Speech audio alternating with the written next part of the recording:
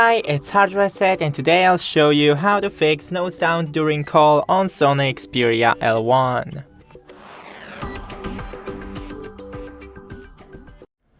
So first, during a call, try to volume up on your phone. You won't see it because I can just change the volume of notification, media volume and alarm volume, but when you're on a call you can change the call volume.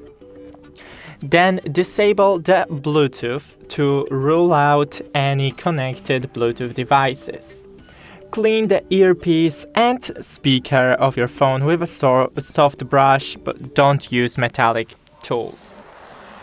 Then restart your phone. If it's still not working for you, then click restart. And that's pretty much it. Don't forget to leave a like and see you in the next one.